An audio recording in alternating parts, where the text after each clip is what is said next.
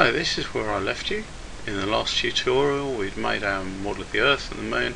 Now we want to put them together into a scene with the ship that we added earlier in the first tutorial. So the first thing we actually need is a backdrop. I'm not going to move the camera at all, so a simple image plane will do. And the simplest way to import an image plane, if I first go hide the render view, the simplest way to import an image plane is using a utility called import images to planes, and that's not enabled by default in Blender, but it's very easy to enable it. All you do is go to the file menu, go to user preferences, and just type image in the center. Make sure you're in add-ons tab, type image in the center, and you see we've got import, export, import images as planes. Now I've got it ticked, you probably won't, so just tick it and then simply close the window, and you'll now find when you go up to the file menu and you look at import that you've got a new entry called images as planes. But we first of all need to find an image to use, so we're going to Google. Just type in Starfield and go to images and select size as large, and you'll see we've got a whole selection of Starfield type images. Now you don't want anything horribly colourful like this, because the Earth's night sky doesn't look like that. If you're doing an alien planet it would be fine. So what can we do? There's lots of different things in here. We don't want too many stars and we don't want too few, because the Earth does actually have quite a few stars around it. So I quite like this one. Let's have a quick look.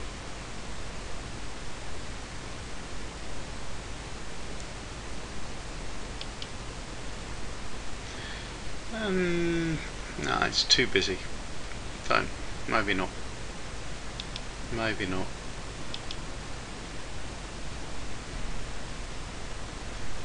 What else have we got?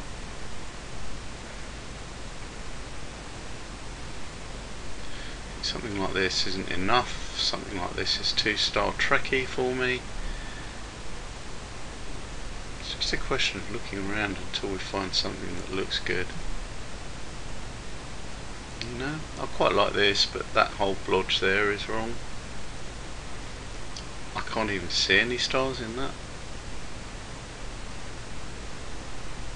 These are all too bright.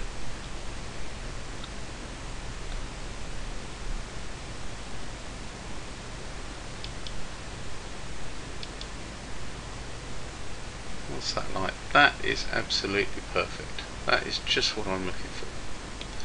And I'm going to keep it the same size, although it's big, because we're using it as a background image. Now I'm going to do save image as. It's in ship visit. Starfield will do. Now, in general, you're okay using other people's images because you're changing them quite a lot. They're being cropped, rotated, moved about, animated. If it worries you, then pay for images. I've never worried about it overly much, and so far I've never got into trouble with that. So we go back into Blender, and what we want to do is import images as planes, and we want our dense Starfield, and it's actually somewhere inside the Earth, because that's where the 3D cursor is. That's where I left it. So if I hit S for scale, scale it up, there it comes, and we need to rotate it into position. So if I type 90 into the X rotation box. That will stand it up on end. Then I'm going to go to the top view. I'm going to slightly come out of that, so otherwise you can't see it. That's where the camera is, so we want it opposing the camera, like so. And we're going to move it quite a way beyond our moon, like that. We hit view camera. You can see, we can see the edges of it at the moment. We don't want to do that, so I'm going to drop it down, scale it up again, S for scale. And we're only really going to see a part of it, but that's fine. So long as the camera is inside the image plane, we're all going to look quite good. And if I do a quick render so you can see what it looks like, you won't see anything, because at the moment I've not got the material set up properly. So we'll go to the material for that plane, and there we go. And you can see you've got a big wodge of light bouncing off it. You've got all these things. Well, in fact, what we want to do is define it as being a shadeless material. That means light doesn't bounce off it and it doesn't cast shadows. It's just a picture of, if you can see the dots, some stars. And if we hit render, it will just come up as that material. Now, while I'm going to do this, I'm going to give you a preview of what I'm going to do next and why I'm going to do it. And that is, when the moon comes above the Earth, I want there to be a burst of light. Okay. Now, in nature, sometimes this happens. In animation, it's very difficult to make it happen naturally. So we cheat, and I'm going to show you how to cheat and do that. And when we do a bit of compositing later on in this tutorial, we're going to use that blur of light to create a really nice camera effect. As the moon comes over the horizon, you're going to get rays of light coming out from the moon. And that's using a thing called a glare node. Then we're going to put the ship in, and we're going to move the ship and animate the ship. And of course the moon and the Earth are rotating and everything. We're going to adjust the lighting a bit, and finally, actually before I do that, what I'm going to do is add a flashing light onto the ship. I don't know about you, but whenever you see ships in the movies, they always look dull without some sort of flashing light on them. So I'll put one, maybe two flashing lights on it, and that'll make it look a lot better. It'll make it look even more realistic. Right. That will really be the content of this tutorial, and what I'm planning to do is to render it. I will put the finished render up as a separate file, and there we go. Right, you can see our stars dropping out there in the background. Down here you can see some, and up here. So that plane is going to work really well, and there it is. Yeah, I quite like that effect. That is quite good.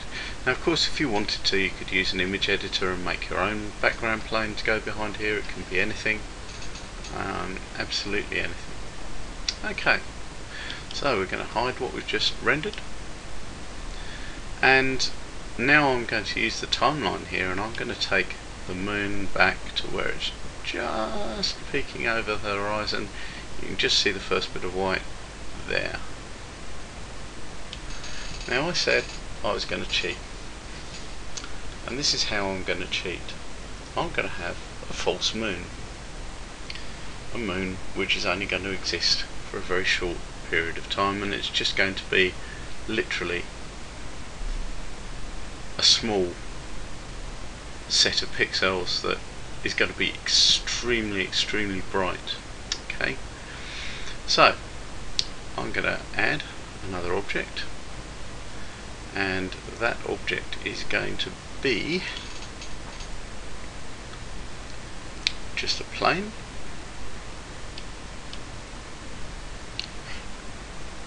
I'm going to tip it up on end the same way as I did the last plane, like so.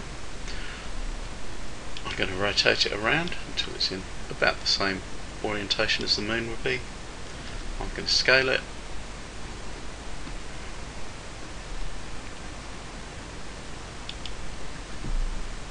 Move it first. And this is kind of a reflector, really.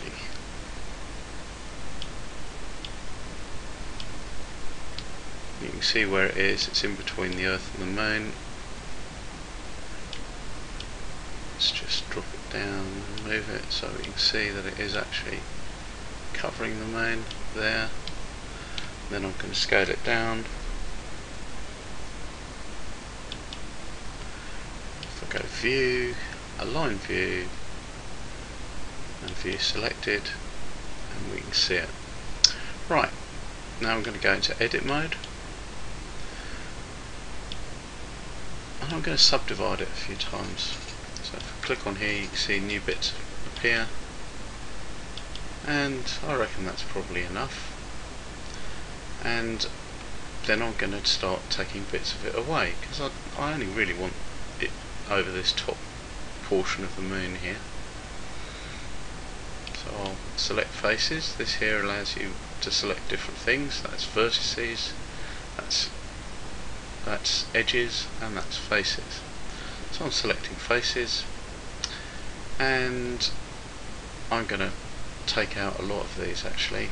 So I'm going to hit A to deselect it. I want to turn my view onto wireframe so that I can see where the moon is behind it. And anything that's sort of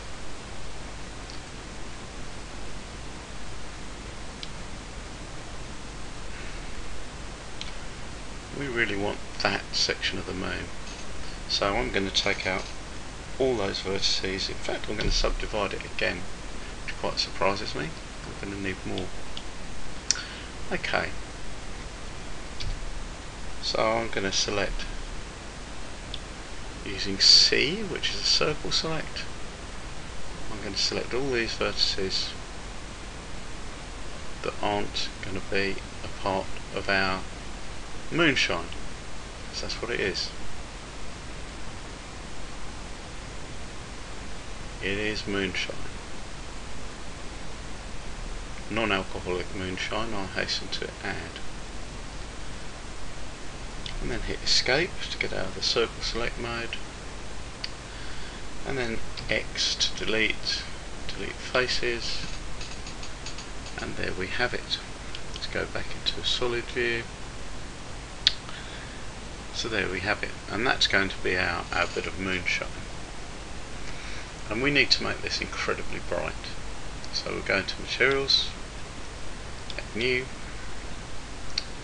and I'm going to turn that all the way up, I'm going to turn that all the way up, turn the hardness all the way down, I'm going to turn emit, I'm going to make emit like 7, which is going to make it ridiculously bright. And if we hit view,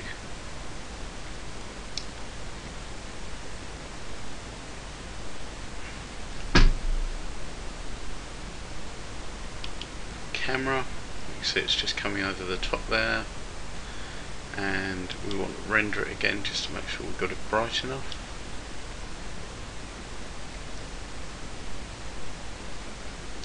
Pause while it does that, so you don't sit there and get bored again.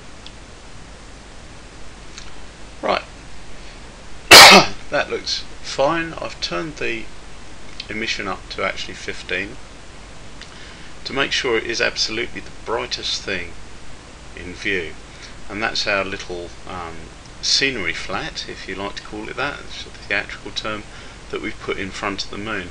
It's only going to be there for a few frames, but you'll be surprised at the effect that it will create. Now what we have to do is animate it so that it actually covers the moon as the moon comes out. So the first thing we've got to do is we've got to find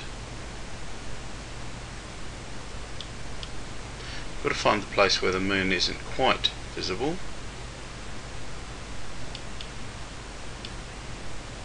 which is right at the beginning of the animation. The moon's not quite visible. And so then with that selected, we're going to move it, and I'm going to move it down and across so that it's out of view, and I'm going to insert keyframe, just location. Then the moon comes up into view, and I want to make sure here at around about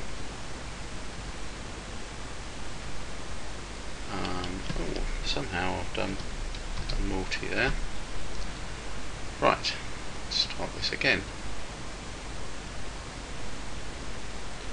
That's where the moon comes into view, back.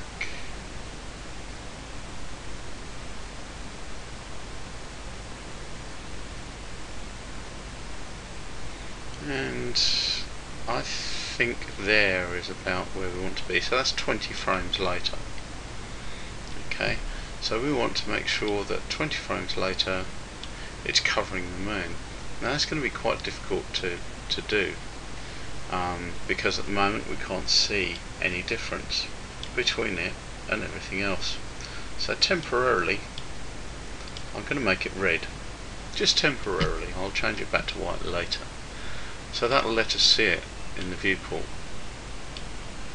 So there we go, red moon. So that's going to be there. So that 20 frames will be the extent of our effect. It's under a second. And I'm going to insert location again. And I need to make sure that there's no easing in and out, as we talked about in the last video. So I'll go to the graph editor, and as you can see the locations haven't changed very much, but I want to make sure that there's no easing in or out. So interpolation mode is linear, so everything's just a straight line. That's absolutely fine, that's what we want. And I do believe I've forgotten to do that with the moon. Let's have a look.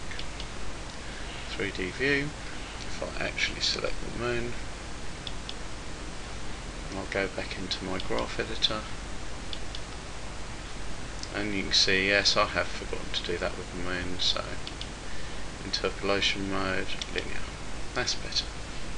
Right, now everything will work properly. So go into 3D view. Now what I'm going to do is I'm going to animate the visibility of this, and I'm going to animate the material properties over probably about 5 frames. So if I just select that again, there we go. I want to change this back to white. Oops.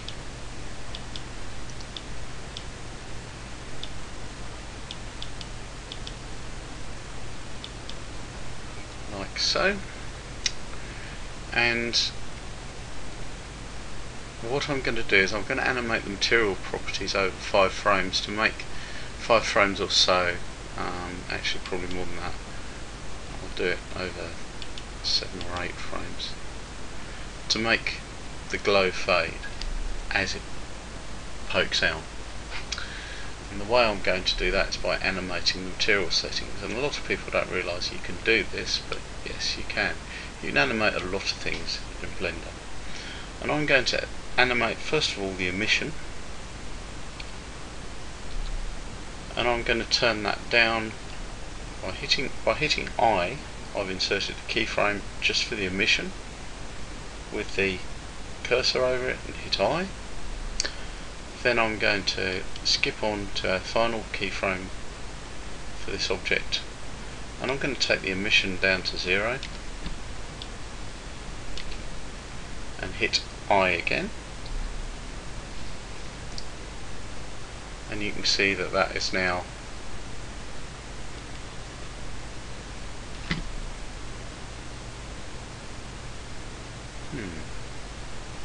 what's that? Let's just double check. Gosh, doesn't really line up very well, does it? Right, so I need to change the animation settings on that as well. So I'm going to move that so that it lines up a bit better with the moon. Take it I am still in camera view. Camera, yep.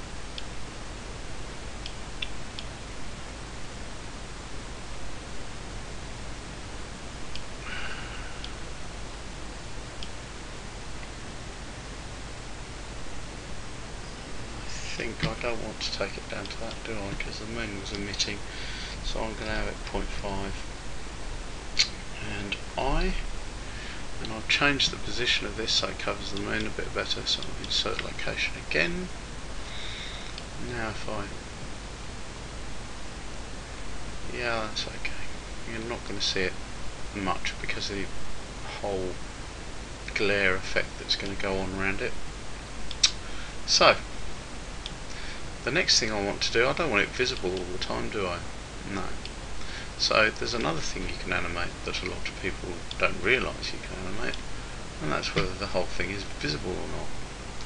So I'm going to go to our, what at the moment is called our plane, which is what we have selected there, our scenery flat, and I'm going to call it moon glare. And I'm going to move back to the frame that it was on there, and these symbols here control whether it's visible in the viewport, and if I click on this you'll see it turns it on and off, and render. Okay, so we can actually make it not render and then make it render, or in our case we want to do it the other way around. So with my mouse hovering over there I'm going to hit the I keyframe, and you can see a little circle's appeared around it which says it's keyframed, and then a frame later on 61 I'm going to click it so it's not rendered, and then I. So what's going to happen is our moon's going to rise, this scenery flat is going to rise with it, fade out and then disappear, just leaving the moon to carry on doing its thing. And it hasn't disappeared there because I haven't clicked the visibility.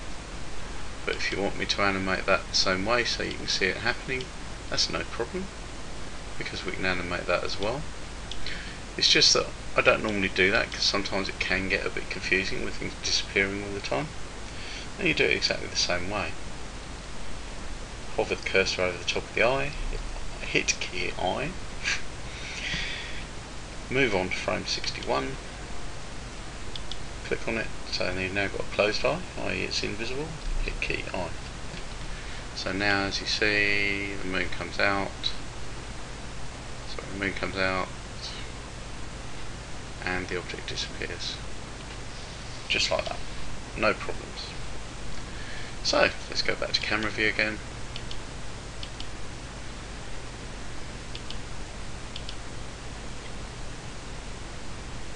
Now, we want to put our ship into the scene. That's the next thing. So, we're going to use append to add it into our scene. So, we hit append, and we can find our original ship blend, and it's an object, and it's still called sphere. I forgot to change the name from ship, but never mind. And hit link append. And we've now got our ship, except obviously it's appeared in the middle of the earth. We'll pull that out a bit. That's much too big, obviously. So we're going to scale it down. We're going to SSSSS, tiny, right? And there's a good reason for that. And that is because I'm going to have the ship actually coming from the earth. So that somewhere around about here, it's going to loom pretty damn large in the camera. Okay? So I'm going to go small. It's going to be tiny to start with, and it's going to come from somewhere around about there, on the opposite side to where the moon is. And if we hit view, view selected, and we can see it there coming through the layers of atmosphere, which is quite a good effect really, and we want to scale it down possibly even a little more, and I'm going to tilt it. So that's where it'll be at the beginning of our animation. So I'm going to go back to the beginning, and I'm going to add in a keyframe for our ship.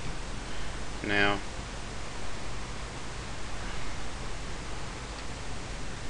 we seem to have inherited some keyframes already. I don't know why, I can't remember putting keyframes on the ship before. On the Earth, yes. On the ship, no. I haven't got the Earth. I've got moon glare still selected. Not good. Okay, so A, get rid of that. Put that back. Rename the sphere as ship, so I don't keep getting confused. Right, so there's no keyframes on it, as you can see. I'm at the beginning, so I'm going to insert location and rotation and scale. There's a good reason for doing that, and I'll show you what that is in a minute. Right, so I'm going to zoom out, I'm going to hit view camera. That's where we are. So as I said, around about here that ship is going to be big, okay, and it's going to fill our field of vision, and one of the ways of doing that is to move it.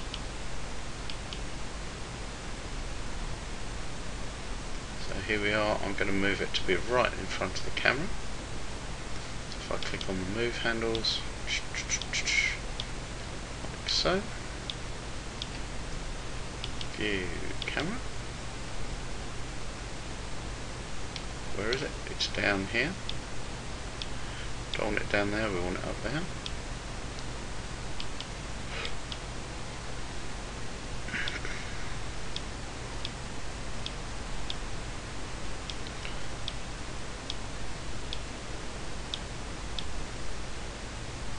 And we're getting there.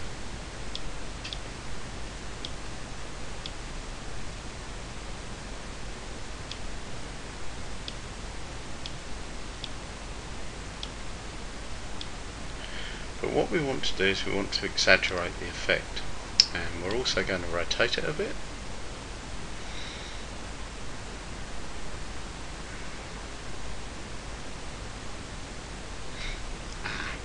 No, hang on, I'm not going to do that yet. One of the things about UFOs that I learned a long time ago, if you want a UFO to spin, you have to do the very end and the very first frames and put the rotation in first. So that's what we're going to do. I'm going to go to the end frame now and view top.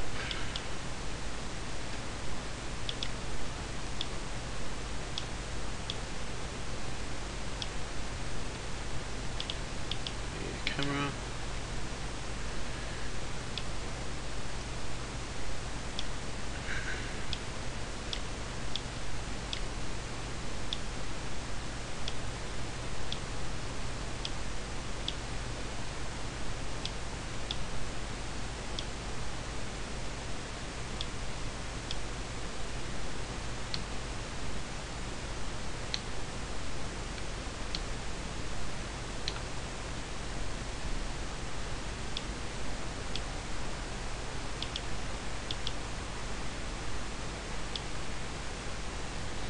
The thing is, if you bring it too far towards yourself, it'll disappear because the camera can't actually locate things that are too close. So I'm going to have it sweep in and curve around, but I want to define the two endpoints first. I'm going to have this UFO spin round, and it's going to spin round, say 400 degrees, just over a turn in its z-axis. So I'm going to hit I there, like so. So I've now frozen that. I'm going to insert location as well. So we've now got it doing that, which isn't very interesting. So somewhere in the middle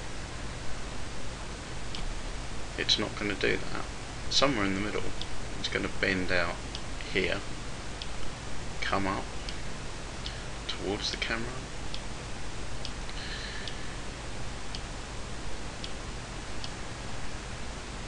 and Blender will sort out all the frames in between for you. Blender does a marvellous job sometimes of sorting everything out.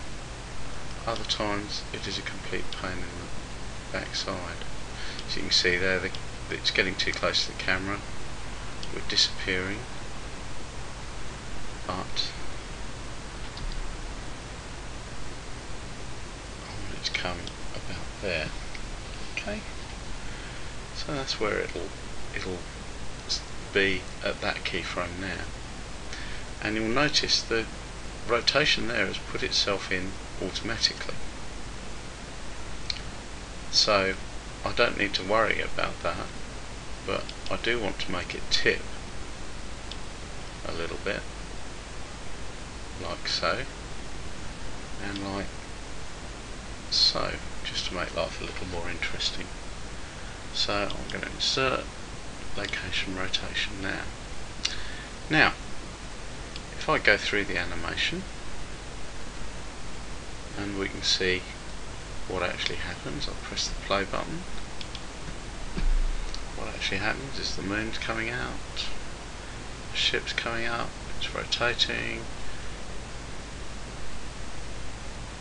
and that would make quite a nice animation, I feel. And the one thing that's missing that I wanted to do, as I said to you earlier, is a flashing light on the ship. So, how can we do that? Let's just try rendering one of these views just to see what it looks like.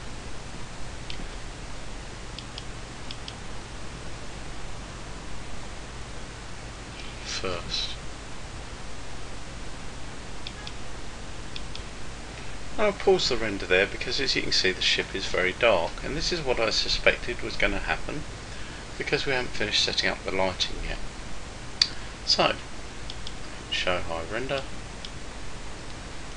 and we'll go back to our lamp there, spotlight settings, and what we want is we want to show the actual cone of the spotlight, and just confirm that we are actually in there, which we are.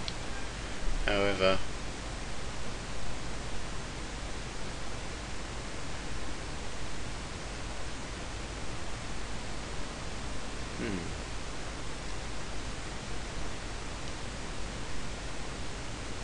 I think what I need to do is I need to increase the size of the spread of this spotlight quite a bit, like so.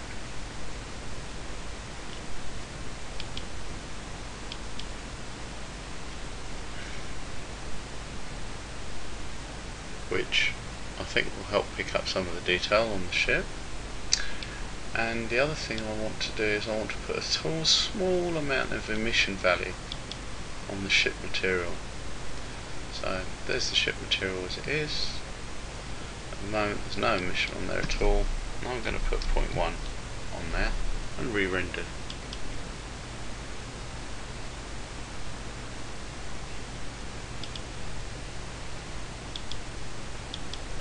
Right, I've tried a few things, none of which really work to illuminate our ship, so I've decided that I'm going to have to cheat again.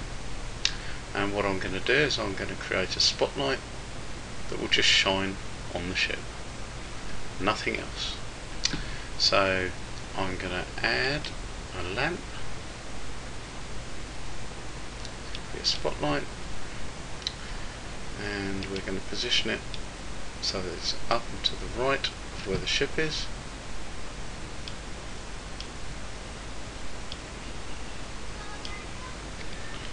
And we're going to use another new thing here. We're going to use a constraint, and we're going to add an object constraint to this lamp, and it's going to be called,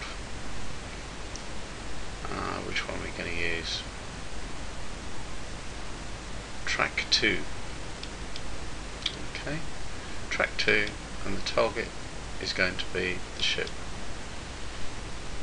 And what that should do is it should track that lamp to the ship, so anywhere the ship goes the lamp follows. And we will get rid of that for the moment. We want the Z axis pointing at the ship.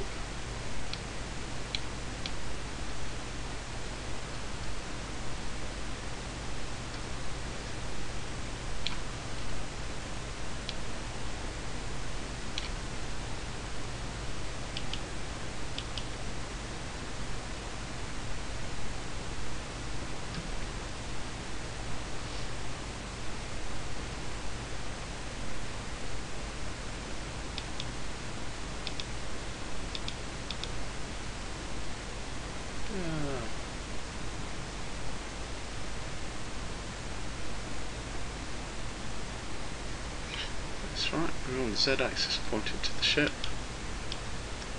Move it in relation to the ship, and I'm going to go into the spot lamp settings. I'm going to reduce the size of it so it really just illuminates the ship. The energy of it up to maybe 8, and we'll render that and see how that works.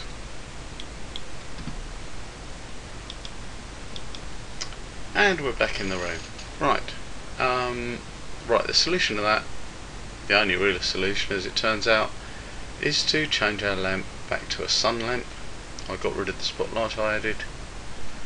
I don't really like using sun lamps because they don't give you so much flexibility, but in this case I guess we'll be okay. And I've put in an energy somewhere around about 1, and that seems to have cured our little problem. So we're going to go on to the next phase, and the next phase is compositing. Now we want to add some effects to this. In fact, one particular effect we want to add, as I said earlier, is the glare for that moon. So we want to go back to where the moonrise was occurring. So if I select moon glare, I'll show hide render view again, view camera, and we want to go back into the depths of time to where the moon is just peeking over the horizon now, and we want to add enough glare that this will actually look good. So we go into the compositing screen up here, and the first thing we want to do is click use nodes. Then we want to click backdrop. We want to add in a viewer node, otherwise the backdrop won't work. We'll see that in a second. So you want viewer, and we're going to add that onto the image output, and there you can see the backdrop's working, and we can reduce the size of it. If I go to this right hand menu here, and if that right hand menu is not there, you can force it to come in by hitting N, and you can see it's got all sorts of settings, one of which is zoom. I'm going to zoom out so that we can see the whole of it, or pretty much so. We want to do a full render, so that's going to take a little while. So we want to render that image, and the render will appear down here, and I'll pause it while that's happening. Right, so we've now done a full render. We can see our little bit of scenery flat up there is producing a very, very white area. It's very jaggy at the moment, but that doesn't matter because that's going to disappear. And the way we make it disappear is by using the glare node. So we're going to add, and then under filter we've got glare, and we'll shift that up there. And what we're going to do is we're going to disconnect that and connect it into there. We're going to disconnect that and throw it away. Then we're going to connect both of these, the composite output, which is what your computer ends up saving, and the background into the glare filter, and you can see what the glare filter does. Now we want to adjust that a bit, and I'm going to have, well, you can have 6, you can have 8, you can have 7, you have however many streaks that you want. I'm having 7. I'm going to turn the threshold down a bit, not to 0 because then the whole planet's going to glow, to maybe 0.5 would do. I'm going to turn the colour modulation up. It gives you colour fringes, which is another effect you get in camera lenses. Now if you turn, oddly, if you turn the fade up, you actually get more of an effect. If you turn the fade down, you get less of an effect. And so we want to be, I reckon, somewhere there. And we want to go for a high quality render, which now means that probably we need to turn fade up again a bit, maybe a bit more,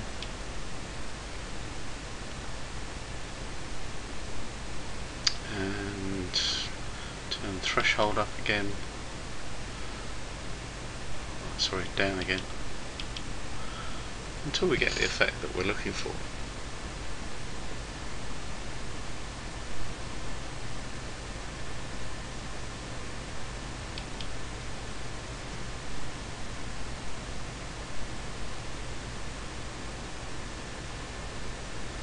And that's kind of a nice effect there.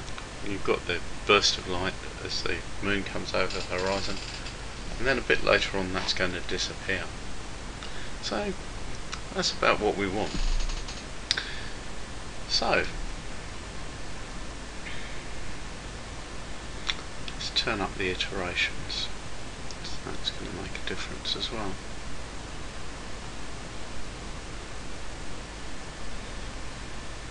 Yeah, in fact I think we need to turn up the iterations,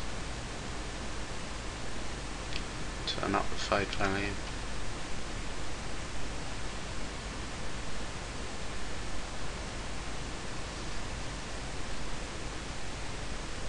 That's better, that's more like what I want.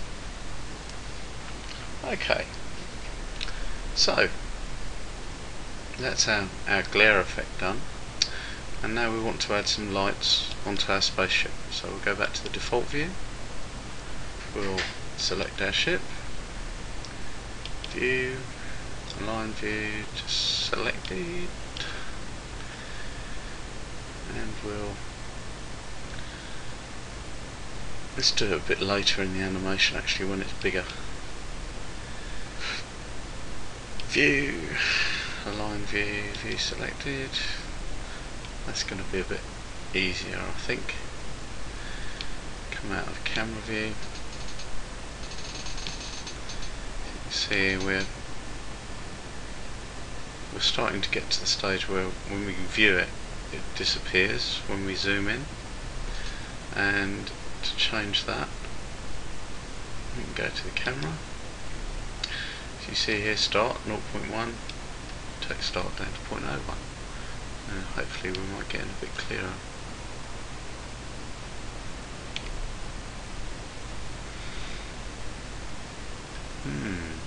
Oh well. So what I'll do is I'll temporarily scale it up. It's going to be easier. There we go. Temporary scaling. And why it's temporary is we've got a keyframe set on the scaling. So as soon as I move away from this keyframe, it's just going to pop back again, and it'll be like I've never done it. So I'm going to apply another 3 materials, and these 3 materials are going to be lights. And I'm going to put the lights at roughly equal distances around the side of the ship. So if we go to materials first while we're in object mode, I'm going to add a plus there. New material, going to make it green, very green, and there's no specular, but there's going to be emit, and I'm going to make the emission value maybe about 3, which will make it glow, and I'm going to take it up a bit more actually, 4, and I'm going to hit the I key, but at the beginning of the animation later. Okay, so that's this material. I'm going to call this material green light. Then I'm going to add another material, and I'm going to call this material red light, and surprise surprise, it's going to be red. It too is going to have an emission of about 3, and I'm going to call it red light, surprising.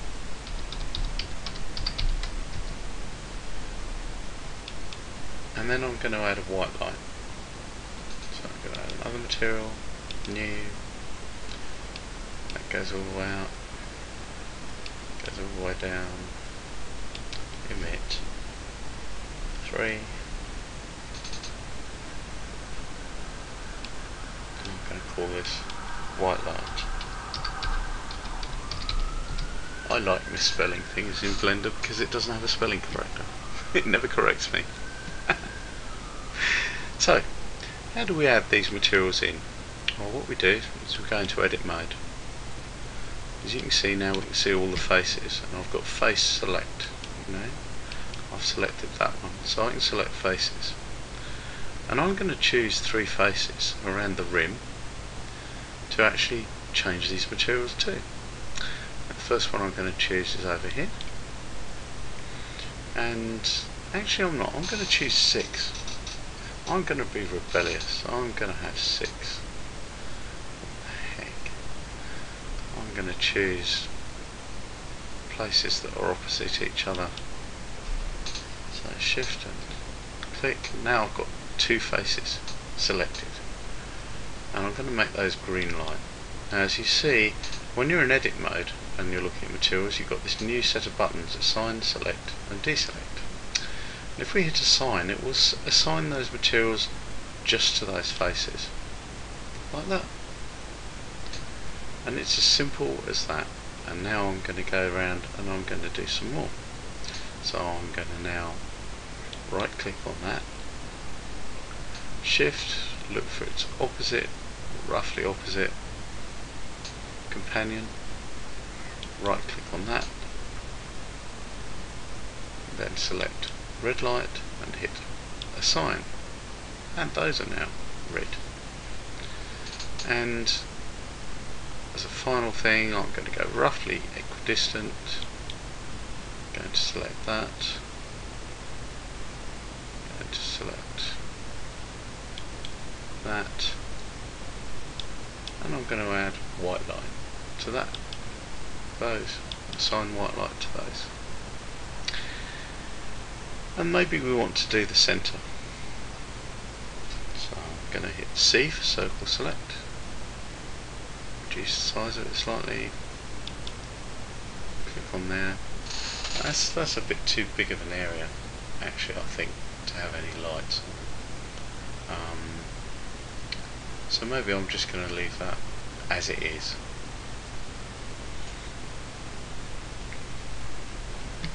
So I'm just going to come out here, hit escape to get rid of my circle select, A to deselect everything, back into object mode, and you can see we now have lights, but those lights are going to be on all the time, and we don't want that, we want them to flash on and off. And to do that we use the graph editor. Now if I go back to the beginning, don't worry about the ship disappearing, it's still selected, and go into the graph editor, and you'll see that there's nothing there because I haven't yet done what I was going to do. So we'll go back into 3D view.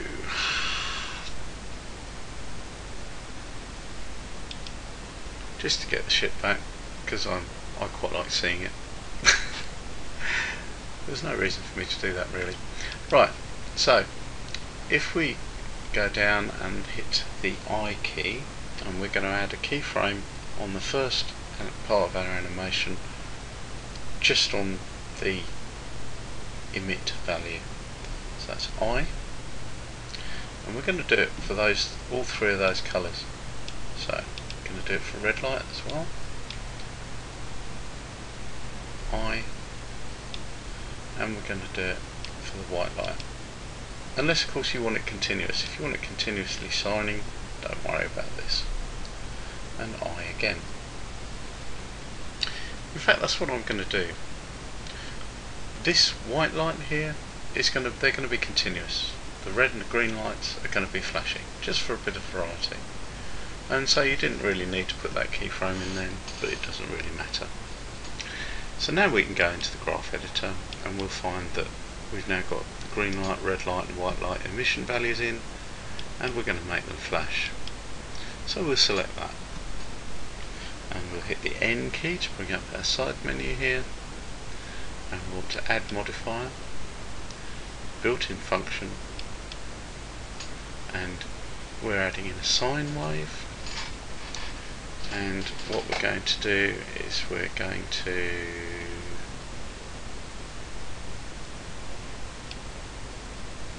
reduce the speed of it, and what you want is about probably one flash a second, so that's one flash every 25 frames. So let's zoom in a bit. So we want one flash every 25 frames. So at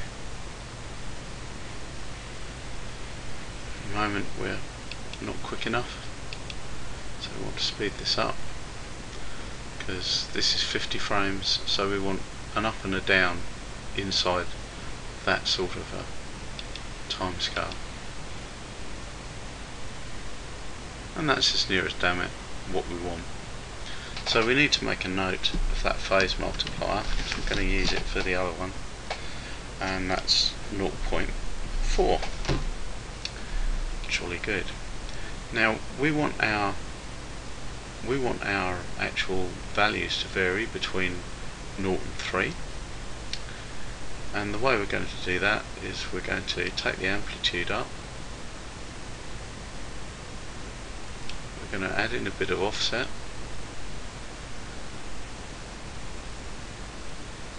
and we're going to make it symmetrical about that 0 and 3 value, and then we're going to add another modifier. The modifier we're going to use is limits.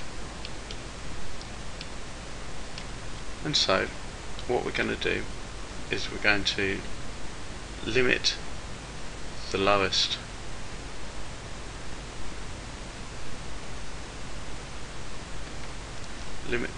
y value to 0, which is already set up. Limit the highest y value to 3, a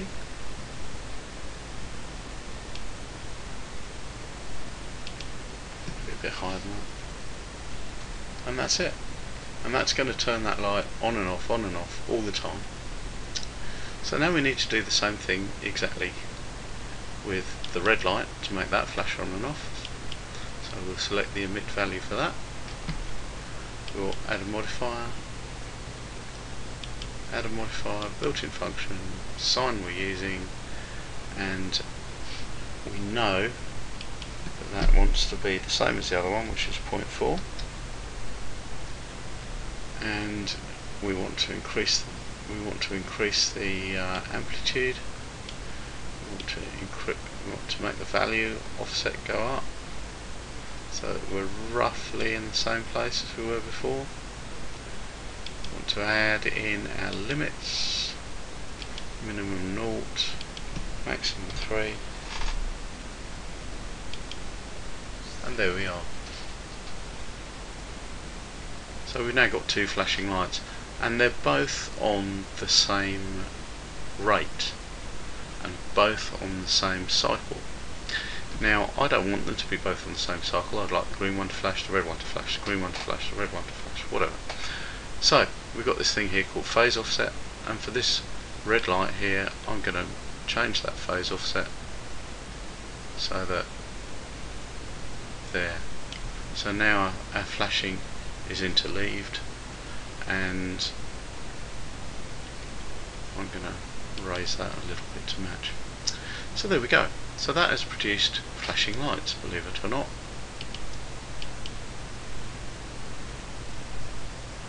So now that all that's left for us to do is to render this animation, which is 250 frames long, and I will go away and let it render, and I'm going to post the results as a separate video. Now I hope you've enjoyed this. Obviously you can build on it, you can add other things, you can add more ships, you can add satellites, you can add, you name it, you can add it. You can do a nice animation of the Black Knight satellite if you want to. So, thanks very much. Please like and subscribe if you found this handy, and I'll see you again soon.